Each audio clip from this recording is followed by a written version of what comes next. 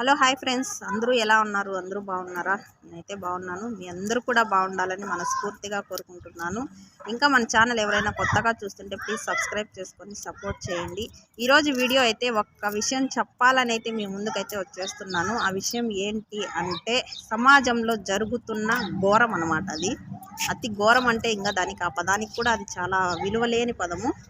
ఎందుకంటే అతి చనువు, అతి ప్రేమ, అతి నమ్మకం దయచేసి ఎవరి మీద చూపించకూడదు.